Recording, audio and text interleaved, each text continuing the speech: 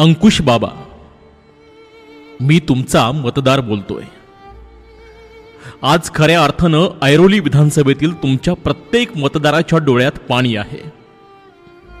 याचं कारण या भूमीला पहिल्यांदा कोणीतरी क्रांतिकारी लढवया मिळाला होता। बाबा, तुम्ही लढलात, तुम्ही सर्व ताकदीनिशी लढलात। तुमच्या प्रत्येक रॅलीमध्ये, सभेमध्ये हजारो लोक होती। असं असताना एवढ्या मोठ्या ताकदीनिशी तुम्ही झुंज दिलीत। तुमचा संघर्ष पाहून प्रत्येकाच्या हृदयामध्ये तुम्ही जागा निर्माण केलीत। या ऐरोलीमध्ये आमच्यासाठी लढणारा हक्काचा लढवया योद्धा मिळाला होता आणि ज्या पद्धतीने तुम्ही लढलात ना, त्या पद्धतीने इथल्या सम्राटांना तुम्ही खामही फोडला होता। या अख्ख्या नवी मुंबईला माहिती होतं तुम्ही ज्या पद्धतीने लढत होतात।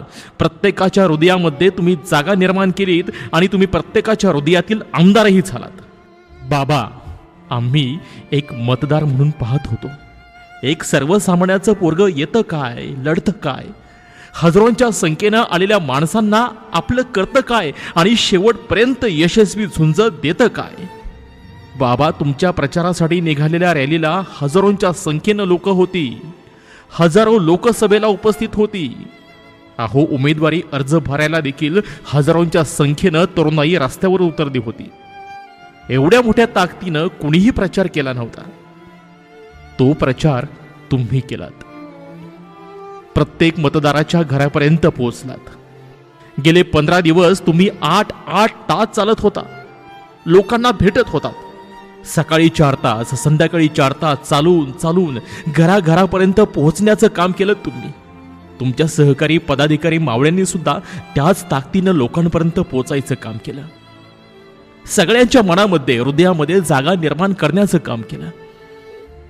आज त्या सर्वांच्या डोळ्यात तुमच्यासाठी अश्रू आहेत। सर्वांना एकच प्रश्न पडलाय, एवढ्या ताकदीनं लढणाऱ्या नेत्याला एवढी कमी मतं कशी पडली? सर्वांना समजलंय, ज्या बूथवर आपली 50-100 लोक बसत होती त्या बूथवर 0 मतदान झालंय। घणसोली, कोपरखैरणे तुमचा बालेकिल्ला होता।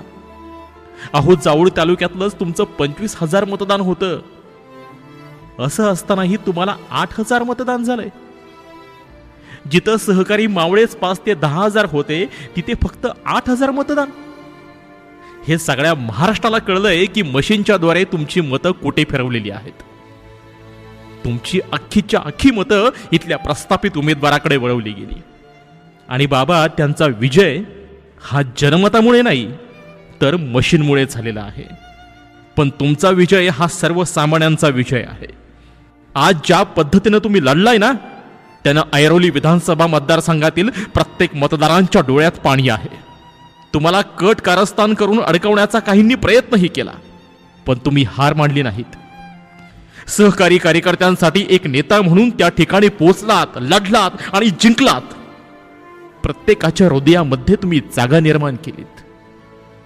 आता आम्हाला खात्री आहे, यापुढेही तुम्ही शांत बसू शकत नाहीत। ज्या क्रांतिकारी मातीतून तुम्ही आला आहात ना, ती क्रांतिकारी माती, तुमचं क्रांतिकारी रक्त तुम्हाला कधीही शांत बसू देणार नाही।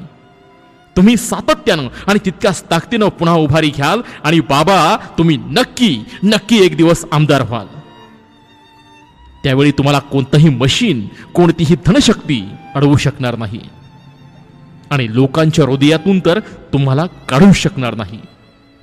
तुमच्या या संघर्षाला मानाचा मुजरा आपलाच एक मतदार